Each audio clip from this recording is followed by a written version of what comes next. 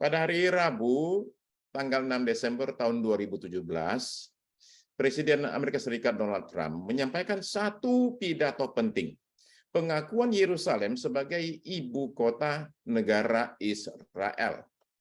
Saya mengutip kata-kata beliau yang dinyatakan, yang saya tunjukkan di slide saya yang pertama. Our greatest hope is for peace, the universal yearning in every human soul. Pengharapan kita yang terbesar adalah pengharapan akan damai yang merupakan dampak universal dalam jiwa setiap manusia. Melalui tindakannya ini, Presiden Trump itu berharap ada damai terjadi di kota damai, yaitu Yerusalem. Nah, tapi boleh jadi bagi beberapa orang yang lain, barangkali tindakannya itu malah bikin orang jadi pengen tambah perang. Barangkali ada yang demikian. Tapi entah kita sepakat atau tidak sepakat dengan apa yang beliau lakukan, pernyataan beliau ini berlaku universal. Bahwa di mana-mana manusia itu mencari, mengharapkan, merindukan yang namanya damai. Tapi pertanyaannya, kenapa damai ini begitu sulit sekali didapat? Tadi kita berdoa buat Ukraina. Tapi kita juga perlu menyadari bahwa ada perang sedang berlangsung di Yemen, ada perang sedang berlangsung di Sudan, di Ethiopia, di Syria, di berbagai tempat perang itu berlangsung seringkali diam-diam dan tidak diketahui karena tidak dilaporkan oleh media massa. Nah, itu dan kemudian kita tahu ada sekian juta orang kehilangan damai, menjadi pengungsi di mana-mana. Nah, itu situasi pada level internasional. Barangkali kita mengatakan ya nggak terlalu berdampak pada saya. Barangkali agak dekat dengan kita. Barangkali dalam rumah pandemi itu membawa banyak sekali perubahan-perubahan besar, tapi juga membawa banyak sekali tentu berbagai hal yang negatif. Umpama contoh di banyak rumah tangga, damai itu bisa terasa begitu jauh sekali.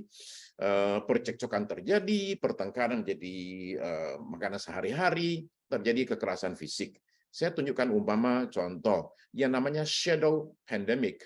Di slide yang berikut saya tunjukkan beberapa headlines berita, umpama contoh, yaitu bahwa 1 dari 3 wanita di dunia itu mengalami yang namanya KDRT, kekerasan rumah tangga.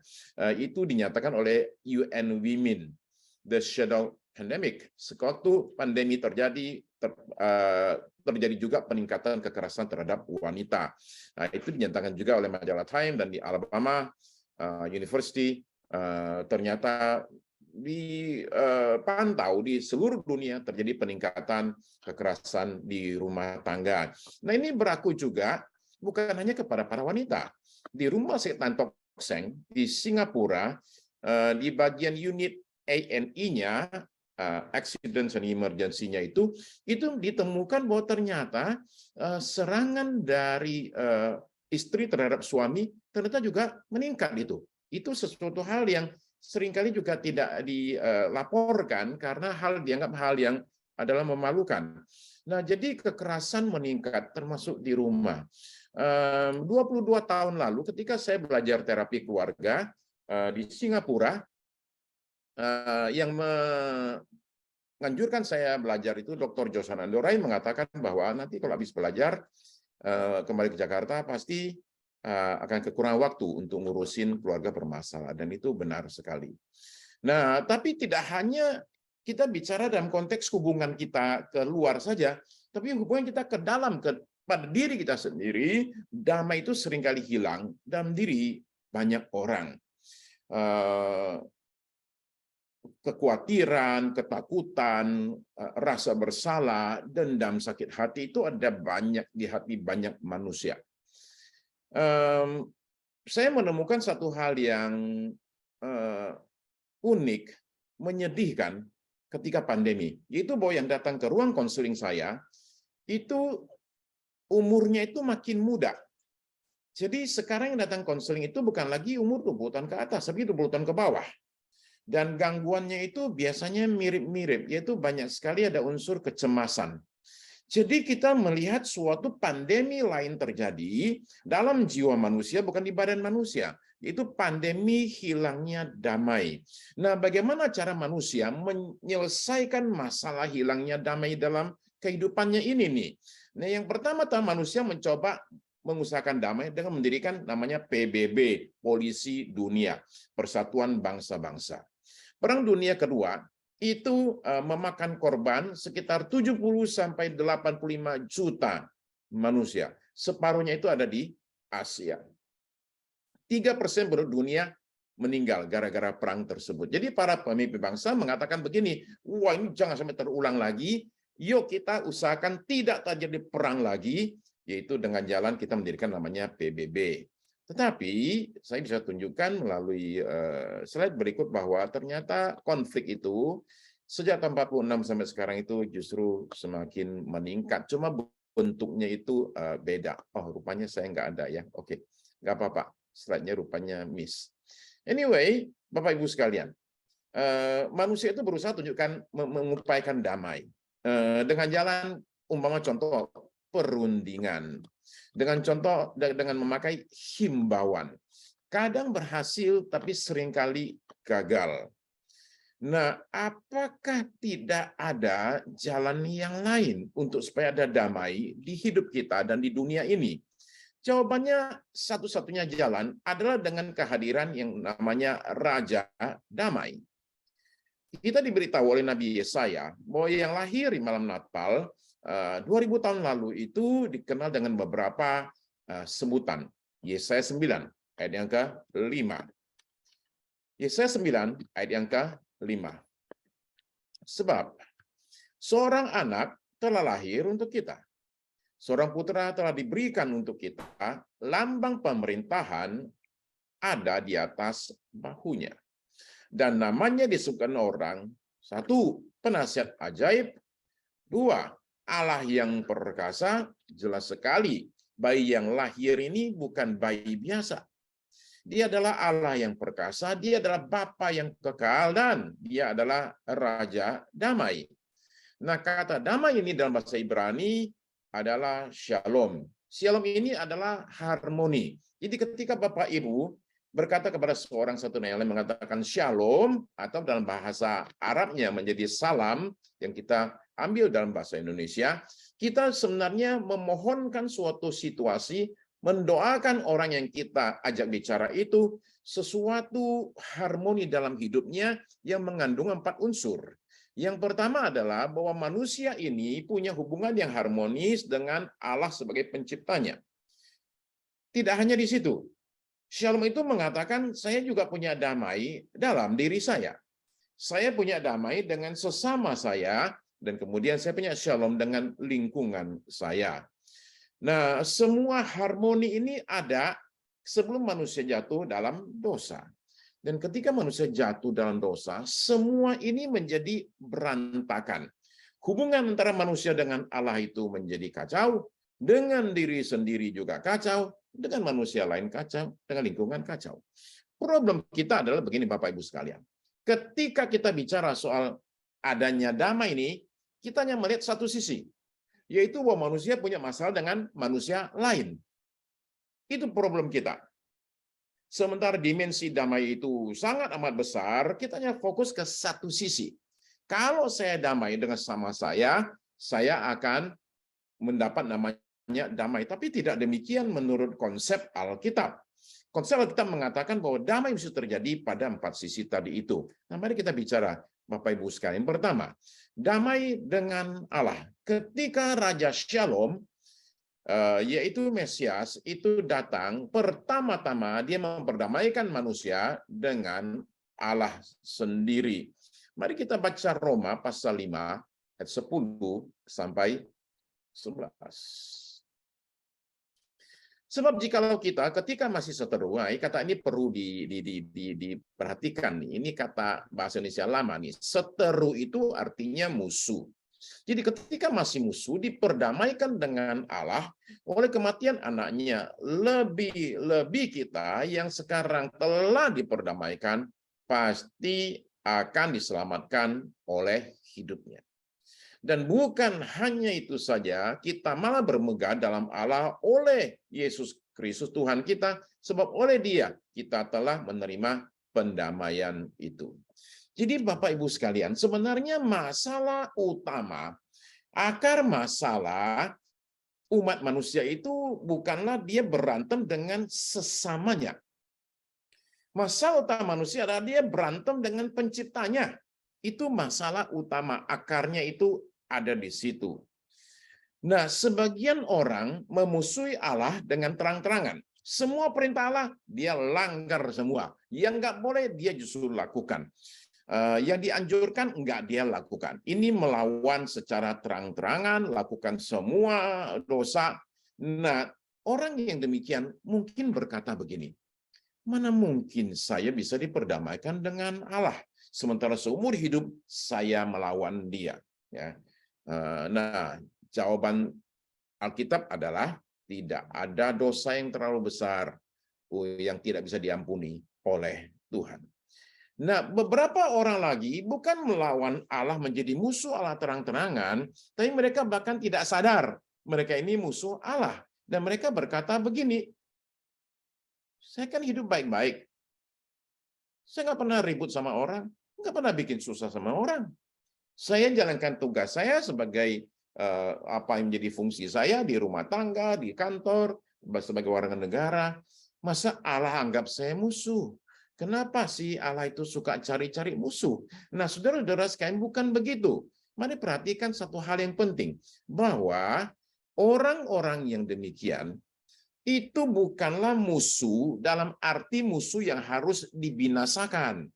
Tapi ini adalah bicara soal musuh yang di pihak sana berseberangan dengan Allah yang harus diselamatkan dan diperdamaikan. Ini penting buat kita pahami, bahwa ketika kita bicara kita masih musuh Allah, kita bukan musuh yang harus dihancurkan, tapi musuh yang harus diselamatkan dan diperdamaikan. Nah, seseorang adalah musuh Allah jika dia tidak mau mengakui keberadaan Allah. Pernah nggak saudara merasa, contoh di rumah tangga, dianggap nggak ada? Orang ambil keputusan, nggak pernah nanya sama kita. Kita dianggap nggak ada. Kok ada apa-apa, kita sendiri kena getahnya nih, tapi nggak pernah ditanyain. Ya. Allah itu adalah pencipta kita, Dia adalah pemilik hidup kita. Dia itu adalah Bapa kita yang di sorga. Gimana rasanya ya kalau saudara punya anak, dan anak itu nggak mau ngakui bapaknya itu? Ya. Tadi malam saya diundang bicara Natal di satu perumahan di Jakarta Barat. Ketika saya masuk rumah tersebut, yang ngundang saya ini seorang wanita, itu ketika ketemu saya berkata begini, Pak Sugierno, saya kenalin sama papi saya. Papinya disuruh datang dan dikenali. Itu namanya ngakui. Bayangkanlah kalau saya datang terus tanya, by the way, papi kamu di mana? Papi saya mah nggak penting, nggak usah diajak ngomong. Gimana rasanya, saudara sekalian? Punya yang demikian, ya. Nah, mungkin ada yang bilang begini, Pak, saya ini bukan musuh Allah itu, saya ini nggak percaya Allah itu ada. Coba suruh dong Allah buktikan keberadaannya kepada saya dengan jalan apa kek gitu loh, munculin dirinya kek, bikin sesuatu kek, biar saya percaya. Ada orang demikian? Ada. Tapi saya kayak contoh begini ya. Saya kasih tahu sama saudara-saudara sekalian, bahwa saya ini tidak pernah ketemu dengan yang namanya Jokowi, Presiden Indonesia. Nggak pernah ketemu, nggak pernah salaman, nggak pernah tatap muka. Jadi saya anggap dia nggak ada. Loh, kan ada di TV. TV kan bisa bohong. Dari mana saya tahu Jokowi itu ada? Teman saya, dia bilang gini sama saya, Sugierno, saya itu kemarin ke istana, ketemu sama Jokowi. Dapat penghargaan dari presiden. Itu di TV itu beneran. Bisa aja kamu juga dibohongin. Saya nggak minta apa-apa. Supaya saya percaya Jokowi ada, saya minta Jokowi datang ke rumah saya, buktikan sama saya dia beneran ada. Baru saya percaya. Saudara sekalian, sekarang ganti Jokowi dengan Allah yang Maha Mulia, pencipta alam semesta. Dan kita bilang sama dia, kita nih satu di antara 8 miliar. bilang begini sama Allah pencipta segala-galanya. Kita bilang, kalau dia benar ada, datang ke saya, buktikan dia ada. Itu sombongnya minta ampun. Nah, saudara-saudara sekalian, tentu saudara pernah mendengar lah orang-orang yang teriak begini, Tuhan kalau engkau ada, buktikan dirimu kepadaku. Ada nggak yang doa demikian dan kemudian ketemu sama Tuhan? Ada. Saya dengar Benjamin Baluyot, ketika dia masih komunis di Filipina, ditangkap, disiksa, dalam keadaan nggak tahan, komunis ini berteriak begini, Tuhan, kalau Tuhan benar ada, udahlah, ambil nyawa saya lah, saya udah nggak tahan kalau benar ada. Tapi justru dia berjumpa dengan Yesus yang datang melawat dia. Nah, itu bedanya apa? Itu bedanya begini, ada orang desperate, dalam keadaan kepepet, nggak tahu mesti gimana lagi, merendahkan hati dan teriak sama Tuhan. Tuhan tolonglah saya. Kalau insya demikian, Tuhan muncul. Beda dengan yang, kalau Tuhan ada, tunjukin sama saya, yang sombong gitu. Ya. Nah, saudara sekalian, saya tunjukkan kesaksian satu orang yang benar-benar musuhan sama Tuhan. Ya. Christopher Yuan. Saya rasa saudara sebagian pernah mendengar kesaksiannya. Saya undang beliau ke Indonesia kira-kira tahun 2018. Tetapi beliau bilang sudah diundang oleh gereja lain, kalau mau sekalian bareng aja. Nah, kesaksian seperti apa? Christopher Yuan itu adalah mahasiswa kedokteran gigi di Louisiana yang diberhentikan 3 bulan menjelang lulus. Dia ditangkap polisi, dan ketika ditangkap itu, ganja yang dia miliki itu jumlahnya itu 9,1 ton. Itu orang punya gudang isinya ganja semua. 9,1 ton. Nah, lalu bukan hanya itu. Dia itu adalah seorang yang termasuk kelompok LGBT. Dia itu kemudian hidupnya itu melawan semua perintah Tuhan. Akhirnya masuk dalam penjara. Nah, ketika dalam penjara, dia cerita begini, ada orang bikin tulisan di tembok penjara. Tulisannya begini, kalau Anda lagi bosan, bacalah Yeremia pasal 29 ayat 11. Nah, dia kan bukan orang Kristen, dia nggak tahu itu apa.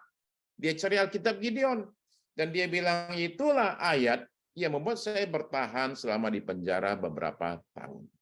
Dia kemudian dilawan oleh Yesus dan hidupnya itu diubahkan, dan sekarang kita tahu bahwa Christopher Yuan itu keliling kemana-mana, dan dia itu sekarang dipakai Tuhan sebagai seorang profesor di Moody Bible School di Chicago. Hidupnya itu berubah total. Nah, ini orang yang betul-betul hidupnya itu kelam sekali, pedagang narkoba lah, seorang yang LGBT, hidupnya itu ngawur sekali, tapi toh dia bukan musuh yang harus dihancurkan, tapi orang-orang yang perlu diselamatkan.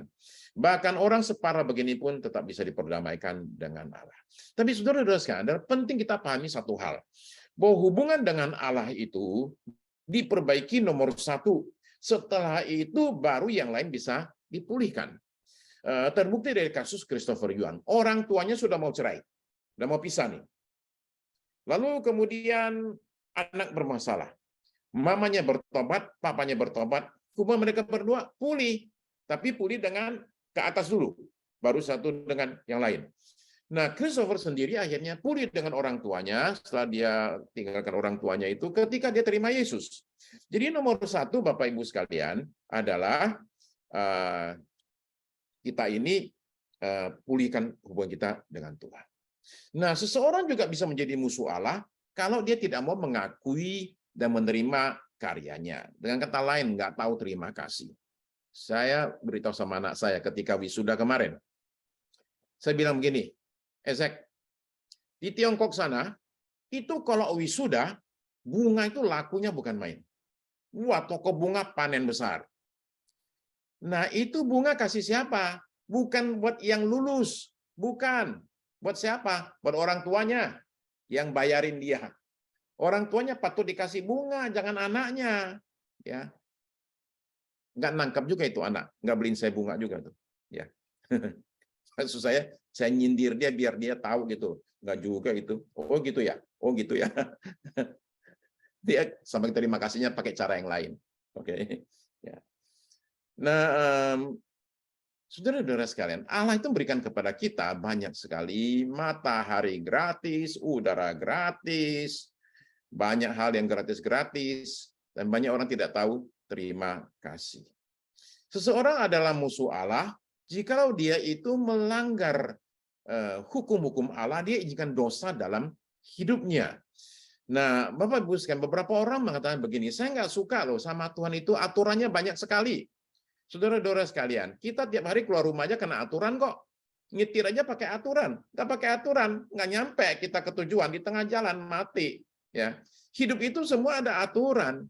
Jadi karena itu, saudara sekalian, Allah kita Bapa yang baik, kasih kita berbagai aturan, jangan membunuh, jangan mencuri, jangan berbohong, semua itu untuk kebaikan kita, saudara-saudara sekalian. Nah, ketika seseorang terima Yesus sebagai Tuhan dan Juru Selamatnya, maka kita mengatakan dia itu yang semula adalah musuh, sekarang sudah menjadi anak. Itu kata Yohanes pasal 1 ayat 12 dan 13. Tetapi semua orang yang menerimanya diberinya kuasa supaya menjadi anak-anak Allah, yaitu mereka yang percaya dalam namanya. Orang-orang yang diperanakkan bukan dari darah atau dari daging, bukan pula secara jasmani oleh karena seorang laki-laki, melainkan dari Allah. Jadi ketika saya menerima Yesus, saya itu diperdamaikan kembali, saya semula adalah musuh, sekarang menjadi anak. Saudara-saudara sekalian, barangkali ada orang-orang yang tidak anggap Allah itu sebagai musuh, tapi hidup jauh dari Allah. Barangkali pernah kecewa. Dulu ada satu hal yang didoakan yang terasa penting sekali, dan kemudian ternyata tidak terjadi, doanya tidak dikabulkan, dan kemudian menjauh dari Allah. Barangkali orang begini datang ke gereja, tapi nggak ada gairah. Masih berdoa, tapi sekedar rutinitas. Bahkan mungkin sudah tidak percaya lagi dengan doanya. Yang demikian juga perlu berdamai dengan Allah. Itu satu. Yang kedua, damai dengan sesama. Itu poin saya yang kedua, saudara sekalian, kita perlu berdamai dengan sesama kita. Mari kita baca Roma 12, ayat 17 sampai 21. Janganlah membalas kejahatan dengan kejahatan.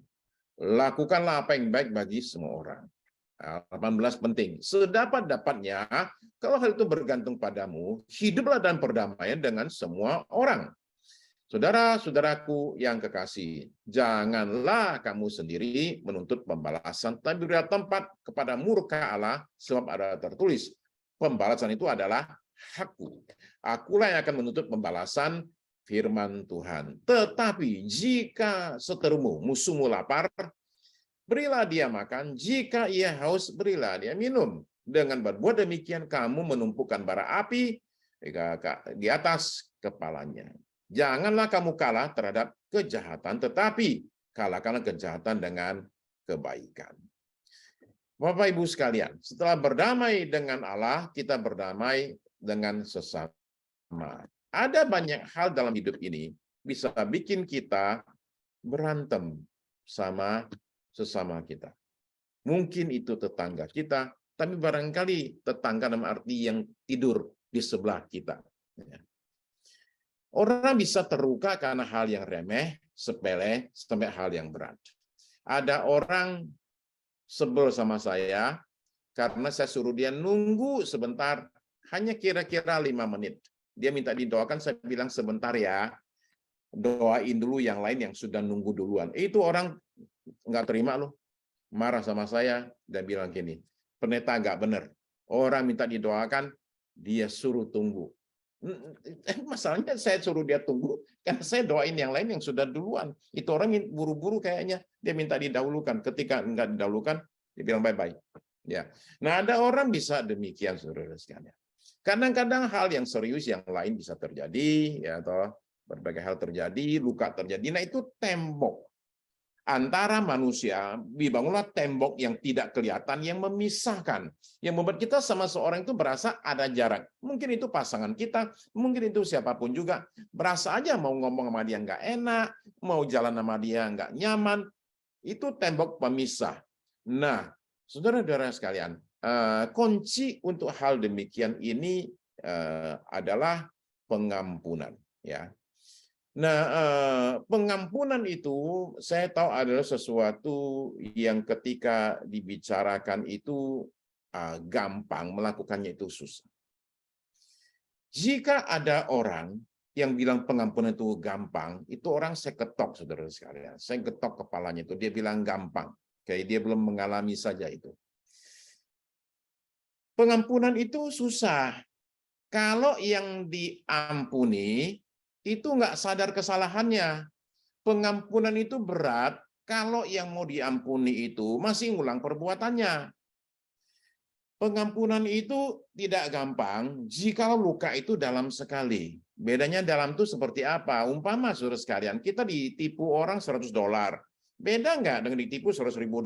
Ya bedalah. Ya, lukanya itu beda kedalamannya. Jadi pengampunan itu susah berat. Tapi saya ngomong sama seseorang yang saya minta untuk mengampuni istrinya karena terluka selama 18 tahun. Istrinya bukan melukai dia, bukan.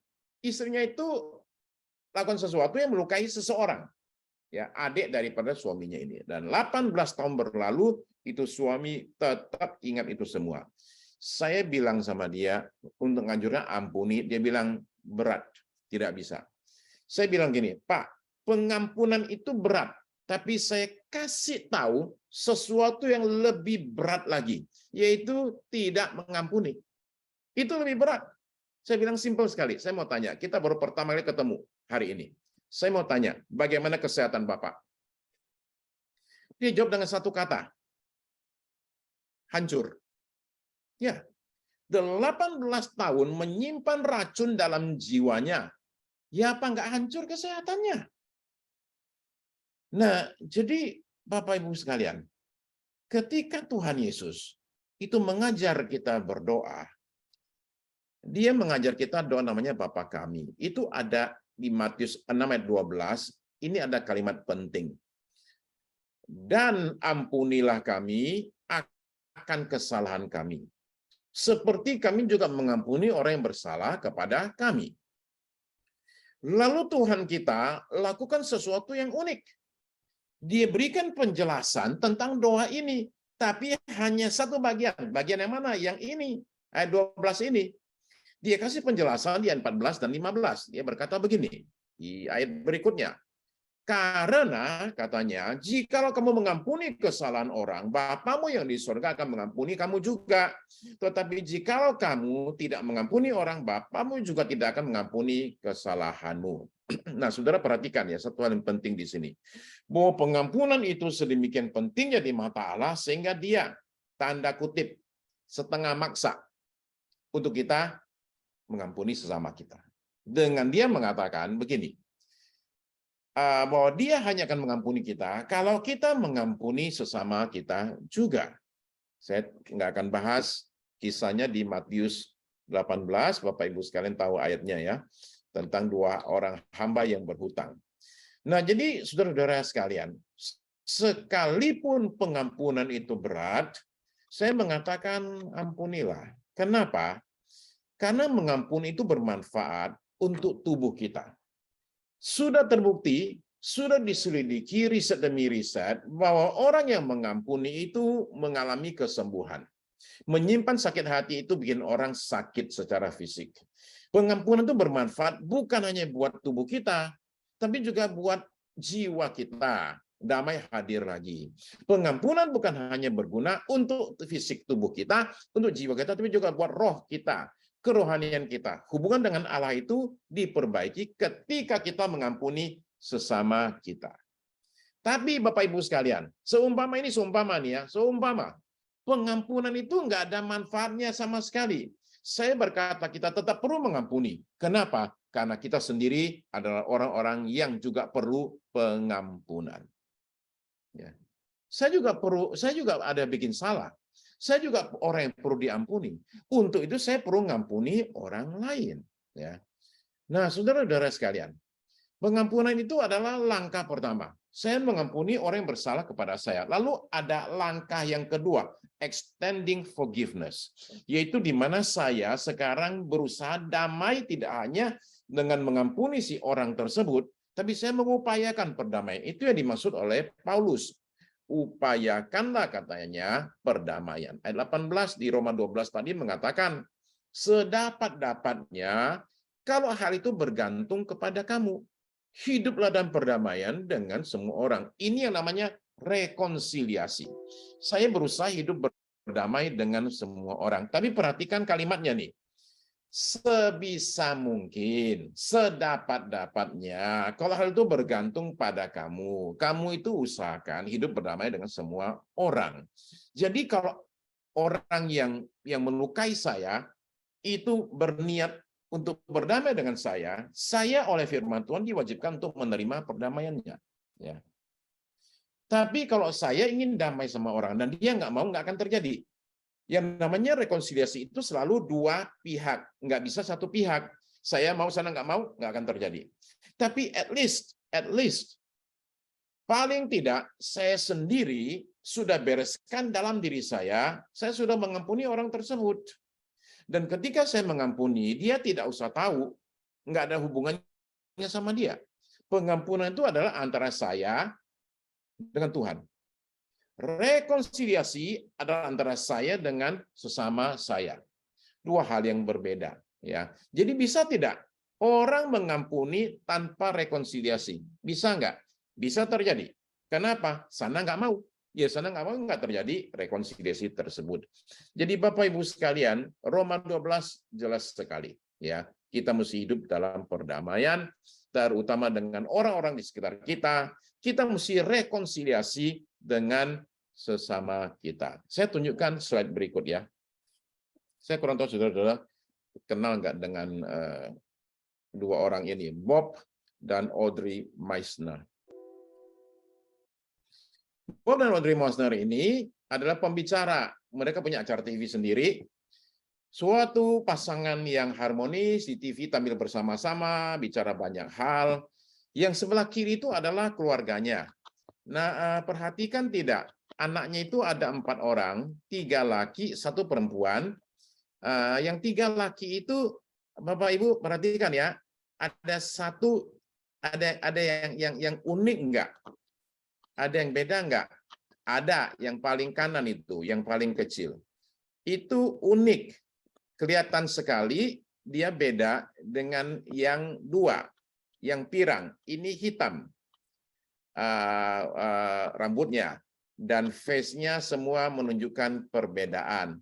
Pak, itu anak angkat? Bukan. Itu adalah anaknya Audrey Meissner, hasil perselingkuhan dengan seorang pria kulit hitam. Bagaimana saudara sekalian, keluarga ini mengalami pemulihan yang demikian luar biasa. Bob Meissner cerita, saya itu perlu 1 tahun untuk saya itu akhirnya bisa benar-benar mengampuni pasangan saya. Apalagi diketahui hasil selingkuhnya itu ternyata yang cuma hanya berlangsung hubungan 3 minggu, ternyata berakibat hamil. Tapi demikianlah kuasa pengampunan bekerja, sehingga keluarga ini sekarang dipulihkan dan sekarang keliling Amerika Serikat berbicara tentang kuasa pengampunan. Mereka mengalami apa yang mereka bicarakan, saudara sekalian. Berdamai bersama kita adalah mengampuni orang tersebut dan kemudian mengupayakan perdamaian. Itu yang kedua. Nomor 3, Bapak Ibu sekalian, adalah orang perlu berdamai sama diri sendiri. Nah, banyak orang bisa hidup damai sama orang lain, tetapi tiap hari berkelahi dengan diri sendiri. Tiap hari menyiksa diri sendiri dengan suatu kesalahan, suatu kejadian yang terjadi barangkali setahun lalu atau barangkali 20 tahun lalu. Setiap hari ingatkan diri sendiri akan kesalahannya. Ini patut dikasihani. Begini kata Mazmur 32 ayat 3-4. Selama aku berdiam diri, Tulang-tulangku menjadi lesu karena aku mengeluh sepanjang hari. Sebab siang malam tanganmu menekan aku dengan berat, sumsumku menjadi kering seperti oleh teriknya musim panas. Nah, ini bicara seorang yang bikin kesalahan dan nggak pernah dibereskan. Akibatnya dia dikejar oleh yang namanya rasa bersalah sampai mencapai badannya pun ikut sakit. Saudara-saudara sekalian, rasa bersalah dan penyesalan adalah teroris dalam jiwa manusia, kanker yang menggerogoti dengan diam-diam. Dan itu daya rusaknya menakutkan sekali. Dulu saya sering pelayanan di satu gereja di daerah Pulau Mas. Tiap kali saya ke sana, saya bawa orang menyembah Tuhan habis khotbah, dan selalu dari tengah-tengah jemaat akan berdiri satu orang laki-laki, lalu lari ke depan. Dia lari ke depan dan dia peluk tiang mimbar. Di sana mimbarnya itu kakinya satu. Dia akan berlutut depan mimbar, dia akan peluk itu kaki mimbar, lalu akan nangis histeris. Pria umur 60-an. Nangis histeris di situ. Jadi setelah berkali-kali terjadi, saya bingung. Tiap kali begitu dia maju lagi, dia maju lagi. Akhirnya saya tanya sama orang di sana, oke, dipertemukanlah dengan anaknya yang cerita begini. Papanya ini pernah bikin salah, ya, pernah tinggalkan keluarga, menikah lagi, pindah agama, dan kemudian suatu hari karena suatu hal bertobat dan kembali ke gereja. Nah, kata pendetanya nih, pendetanya bilang begini sama dia. Oh, kamu mau bertobat. Oke. Saya kasih tahu ya, seumur hidup kamu tidak akan pernah diampuni oleh Tuhan. Itu kata-kata masuk dalam sekali. Seumur hidup Tuhan tidak akan pernah ampuni kamu lagi. Jadi rupanya setiap kali kebaktian, dia maju ke depan, dia peluk kaki mimbar, karena dia anggap kaki itu adalah kaki Tuhan. Dia nggak mau ampuni dia. Jadi hari itu dia maju lagi, saya maju ke depan mimbar, saya berdiri di situ. Jadi dia mau lari ke depan pegang kaki lagi, nggak bisa, ketahan sama saya. Saya berdiri di situ, terus kemudian dia berlutut depan saya. Saya bilang, berdiri. Ya, orang tua saya panggil gitu. Saya berdiri, saya bilang. Saya bilang, lihat mata saya. Dia nggak mau, saya bilang, lihat mata saya. Dalam nama Yesus, saya cabut itu kata-kata hamba Tuhan yang berkata tidak ada pengampunan buat kamu. Jadi saudara sekalian, ya habis itu ya berhentilah lari ke depan itu. Saya adalah orang yang bergumul dengan rasa bersalah dalam hidup saya. Terutama selama 7 tahun ketika anak saya satu-satunya meninggal dunia. Dari tahun 94 sampai tahun 2001. Saya tiap kali bicara soal anak, saya pasti nangis. Saya kalau tiap kali ke kuburannya, saya pasti nangis. Saya lihat fotonya, saya pasti nangis. Nah, saya nggak suka nangis. Jadi saya ke pendeta-pendeta kelas internasional, mohon satu saja, tolong doain saya supaya saya jangan nangis dong. Kenapa saya nangis terus? Saya nggak suka nangis. Nah, didoain, nggak ngefek. Tetap aja nangis. Kenapa? Karena sesuatu yang terjadi yang saya sama sekali nggak sadar. Dan itu baru sadar ketika saya di Singapura, saya ikut di kelas di Singapura, itu di konseling depan kelas. Dan di depan kelas, hari itu saya ditanya, you mau konseling apa? Saya bilang, well hari ini kan topiknya loss and grief. Dia bilang, have you lost something? Terus saya bilang gini, I lost my son. Kemudian saya mulai nangis. Saya nangis depan kelas selama setengah jam. Selama setengah jam itu saya dikonseling, dan di situ saya baru sadar. Saya selama ini berpikir, saya nangis ini air mata kesedihan. Bukan, itu air mata kemarahan. Saya marah dengan satu orang yang bikin anak saya meninggal, yaitu diri saya sendiri. Saya bapak yang gagal, bapak yang gak ada gunanya. Anak saya nggak bisa jaga, harus meninggal. Dan itu teror itu mengganggu saya selama 7 tahun. Jadi hari itu ketika saya dibukakan oleh pembimbing saya, bahwa saya ini ada kemarahan sama diri saya depan kelas angkat tangan dan berkata begini, Hari ini you are witnesses, saya bilang. Kalian semua adalah saksi. Bahwa saya, Sukirno Taryadi, hari ini memutuskan untuk berdamai dengan diri saya. Saya tidak mau lagi marah dengan diri saya mengampuni diri saya atas kematian anak saya. Semenjak hari itu, air mata saya tidak keluar kalau saya bicara anak saya, kalau lihat fotonya. Saya alami namanya kesembuhan. Saya tidak lagi berantem sama diri saya, Bapak Ibu sekalian. Ini adalah sesuatu yang seringkali mengganggu banyak orang. Tuhan saja ampuni kita. Kenapa kita sendiri nggak mau ampuni diri kita sendiri? Bapak, Ibu sekalian, saya tiba pada poin saya yang terakhir. Damai dengan lingkungan. Supaya kita punya gambaran, seperti apa lingkungan sekarang ini, Bapak Ibu sekalian, saya mau bicara contoh soal plastik. Ya. Minta maaf kalau di sini ada pedagang plastik ya. Mohon maaf ya kalau ada pedagang plastik. Oke. Plastik itu banyak sekali gunanya. Manusia itu berubah hidupnya karena plastik. Tapi karena banyak gunanya, saking banyaknya gunanya, plastik itu dipakai berlebihan. Plastik itu susah sekali diurai. Bisa beratusan tahun baru dia akan terurai. Sehingga plastik yang dibikin 100 tahun lalu sampai sekarang masih ada, nggak bisa diapa-apain. Dan kemudian itu muncul di mana-mana, sampai di atas gunung Himalaya muncul mikroplastik, sampai di tubuh ikan. Ini berita ini adalah paus mati dengan 100 kg plastik dalam perutnya, loh, bayangkan. Ya. Nah, itu bukan hanya di perut ikan, sekarang pun di badan ikan pun, di daging ikan pun sudah muncul mikroplastik. Paling tidak saya rasa, Bapak Ibu sekalian, kita ini memulai perdamaian dengan menjaga lingkungan kita. Saudara sekalian, melihat bumi ciptaan Tuhan ini dipercayakan kepada manusia, kita perlu jagalah. Ya.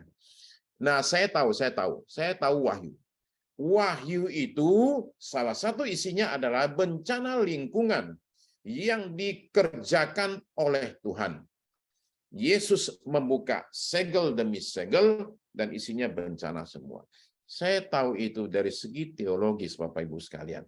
Tapi itu semua ketika Tuhan kerjakan, kita nggak bisa apa-apa. Tapi Tuhan mengerjakan, sementara ini kita rasanya perlu menjaga bumi yang Tuhan percayakan kepada kita, saudara sekalian. Nah, semua pendamaian dan lingkungan ini nih mencapai puncaknya menurut Yesaya pasal 11 ayat 5 sampai 8. Saya akan bacakan Yesaya 11 ayat 6 sampai 8. Coba perhatikan kata-kata yang luar biasa ini. Serigala akan tinggal bersama domba, dan macan tutul akan berbaring di samping kambing. Kalau sekarang, saudara sekalian, kambingnya hilang. Ya. Kalau baring di samping macan tutul. Ya. Ada orang berusaha mewujudkan Yesaya 11 ini di kebun binatang. Jadi di kandang singa, dia taruh domba. Ya. Dan setelah 2 minggu, ada orang datang. Lihat, itu domba masih ada. Wow, dia bilang, apa yang Anda lakukan? Sehingga sudah 2 minggu, tetap aja ini domba ada di kandang singa. Kata yang jaga kebun binatang, tiap hari kita masukin domba baru. Itu caranya, supaya tetap ada. Oke, tiap hari masukin domba baru. Kenapa? Yang kemarin dimakan. Saudara sekalian, anak lembu dan anak singa akan makan rumput bersama-sama, dan seorang anak kecil akan menggiringnya. Lembu dan beruang akan sama-sama makan rumput, dan anaknya akan sama-sama berbaring, sedang singa akan makan jerami. Seperti lembu. Nggak lagi dia cari makan daging, saudara sekalian. Dia jadi vegetarian. Ciak cai, kata orang di sini. Ya, singa ciak cai. Ayat 8, anak yang menyusu akan bermain-main dekat liang ular tedung, dan anak yang cerai susu akan mengulurkan tangannya ke sarang ular beludak. Saudara sekalian, ketika Yesus memerintah sebagai raja, alam itu berubah. Alam tidak lagi buas, virus dan kuman akan lenyap dari muka bumi. Jadi saudara sekalian, itulah puncaknya. Nah, terkasih, di perayaan Natal ini, saja kita semua sama-sama memeriksa hidup kita dan hati kita. Pertama-tama dengan pertanyaan ini. Sudahkah Yesus menjadi Raja Damai dalam hidup kita? Sudahkah kita berdamai dengan Dia? Saudara terkasih, dari situ kita kemudian bergerak ke hal yang lain. Saya adalah musuh Allah selama 23 tahun pertama dalam hidup saya. Saya musuh Allah, dalam arti saya bukan yang tadi itu loh, lakukan berbagai hal yang jahat. Saya nggak pernah merampok, saya tidak pernah membunuh, saudara sekalian. Saya itu kalau bohong juga cuma lama-lama sekali. Itu pun kalau perlu aja. Kalau nggak perlu, saya nggak bohong, saudara sekalian. Oke. Nah, demikianlah saya orang baik ngakunya. Tapi saya, saudara sekalian, suatu hari itu diinjili. Oke. Oleh seseorang bernama Aileen yang berkata tentang Yesus. Nah, habis dia nggak bisa ngelawan saya. Ya, dia ngaku kok, baru minggu lalu masih ngaku. Dia bilang sama yang satu ini ketika diinjilin kalah logiknya. Jadi dia nggak pakai logik. Dia bilang sama saya begini, ketika dia bicara Yesus menyembuhkan orang, saya bilang Yesus itu menyembuhkan orang, Yesus itu ada apa nggak ada yang tahu. Kalau Yesus menyembuhkan orang, dokter tutup prakteknya semua, kalah sama Yesus. Dan dia bilang gini, kalau kamu nggak percaya, aku doain kamu kena penyakit yang manusia tidak bisa sembuhkan. Saya saudara sekalian dengar kayak gitu, saya sih terus terang aja mikir ini orang ngaco banget. Masa dia bisa doa kayak gitu? Mana mungkin terjadi? Tapi 2 bulan kemudian saya sakit, saudara sekalian. Sakitnya nggak parah sih, cuman agak panas, agak mual. Itu sakit simpel sekali, bertahan sekitar 6-7 bulan. Dan dari simpel sekali panas itu berubah menjadi tremor. Jadi tangan saya itu tremor setiap hari. Tugas saya dulu ke bank untuk urusan keuangan tokonya om saya. Saya nggak bisa tanda tangan karena kenapa? Tangan saya gemetar, tremor. Jadi saya kalau tanda tangan di bank, orang bank itu kenal saya, jadi saya tanda tangan dengan bikin angka 0. Set, gitu aja. Masa nggak bisa? Itu tetap bisa, sekalipun gemetar. Set, gitu aja. Dan kemudian parah sekali keadaan saya, sehingga saya nggak bisa tidur, insomnia, tiap malam tidur hanya 2-3 jam, kemudian saya tiap hari pengen muntah. Dan itu menyiksa saya, sehingga badan saya sampai turun tinggal 40 kilo. Dalam keadaan demikian, saudara sekalian, suatu hari saya tidak berani masuk rumah. Kenapa? Langit-langit rumah akan menimpa kepala saya kalau saya masuk ke rumah. Jadi saya dari pagi sampai sore jam 4, saya ada di luar rumah, dan makan sambil berdiri bercucuran air mata karena hidup saya hancur.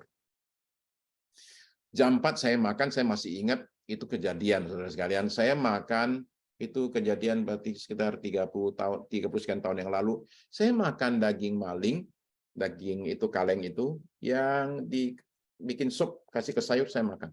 Saya pergi ke kampus saya, dan kemudian ketemu dengan dosen. Saya minta alamat psikiater. Dan dia ngomong begini, penyakit macam begini manusia nggak bisa sembuhkan, psikiater nggak ada gunanya. Ya. Saya bilang saya mesti gimana? Penyakit gini kan manusia tidak bisa sembuhkan. Dia ngomong gitu, saya ingat sama yang doain saya itu, Aileen itu.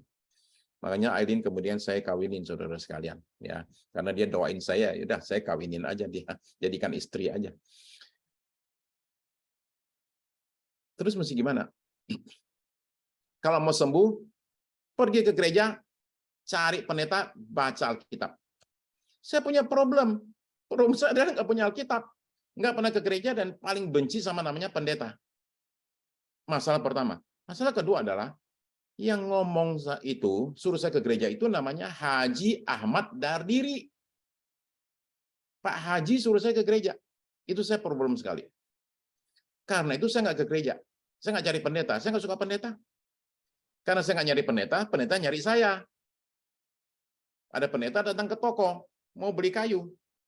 Pendetanya si Aileen itu. Dan saya nggak suka sama pendeta itu. Tapi apa boleh buat, namanya orang mau belanja, ya saya temenin. Habis temenin, dia masuk ke mobilnya, dia mundur, sebelum dia mundur, dia tanya sama saya, Sukirno, kamu lagi punya masalah? Saya jawab sama dia begini, Pak, orang hidup Pak, mana ada nggak punya masalah Pak? Terus saya bilang, kalau minggu kamu kemana? Saya bilang jaga toko. Dia tunjukin 1 jari dari dalam mobil. Nggak boleh gitu. Orang hidup perlu Tuhan. Minggu ke gereja ya, gereja saya ya. Ya Pak, saya nggak pergi. Saya nggak suka sama dia. Hari Rabu, saya dijemput sama adiknya Aileen. Apa boleh buat? Pendeta ngajak ke gereja, kita nggak mau. Tapi Nona cantik ajak kita ke gereja, kita bilang, iya boleh, saya ke gereja. Karena terpaksa. Saya sampai di gereja hari Rabu. Ada doa rupanya di rumah pendetanya yang hadir 11 orang. Di belakang itu Ai Hung, Ai Win, Ai Gyok, Ai Lin, Ai Kim, Ai Chen, Ai Hua. 8 Ai semua, kakak adik semua. Dejer di belakang semua. Di depan pendeta istri anak. Jadi ada 11 orang. Saya orang ke-12. Saya duduk dekat pintu biar kalau ada apa-apa cepat keluar. Saya nggak tahu apa yang terjadi hari itu terus terang. Saya nggak tahu pendetanya khotbahnya apa. Dia nggak punya gitar, nggak punya keyboard. Jadi nyanyinya pakai mistar, diketukin ke mimbarnya dia. Itu gereja saking keadaannya parah demikian, ketok-ketok kayak gitu. Jadi pendetanya yang doa pembukaan, dia yang WL, dia yang khotbah, dia doa penutup. Semua dia aja itu. Saya nggak tahu apa yang terjadi. Hari itu dia datang ke saya dan kemudian taruh tangan di kepala saya dan mendoakan saya, dan saya nangis di gereja. Itu memalukan sekali karena di belakang saya ada pacar saya sama 7 orang calon ipar perempuan semua. Hari itu memalukannya bukan main. Saya nggak tahu kenapa saya jadi gitu. Saya pulang ke rumah dalam keadaan bingung. Saya bilang sama oma saya, minta pinjam ranjang sebentar. Saya tidur di lantai soalnya. Ya, saya bilang nanti kalau mau tidur kasih tahu aku turun ke bawah, kayak seperti biasa. Saya baring sebentar sambil mikir, hari ini aku kena apa ya? Dan kemudian ketika buka mata lagi, sudah jam 6 pagi. Saya panggil oma saya bilang, kenapa nggak bangunin? Dia bilang, kamu dibangunin, nggak bangun-bangun, tidurnya enak banget. Pertama kali dalam 9 bulan, saya tidur jam 9 malam, bangun jam 6 pagi. Saya lari ke depan, dan kemudian saya buang semua obat saya 5 macam, saya buang ke selokan antara kami dengan tetangga kami, pelukis namanya Avandi. Saya buang itu semua di selokan. Hari itu hidup saya berubah. Kenapa? Hari itu saya bertemu dengan yang namanya power, kuasa. Dan itu membuat perubahan dalam hidup saya. Bapak Ibu sekalian, apapun pergumulan masalahmu, dengarkan baik-baik. Ada satu kuasa yang hanya ada dalam Yesus yang sanggup mengubahkan hidupmu. Kuasa itu tersedia bagi kita semua yang membuka hati bagi Dia. Mari kita berdoa. Terima kasih Bapa Surgawi untuk hari ini. Terima kasih Tuhan, hamba memohonkan suatu karunia yang bekerja di tengah-tengah kami, sehingga pada hari ini, pada malam ini di New York ya Tuhan, bahkan di tempat-tempat lain, kuasa itu bekerja menjamah kami.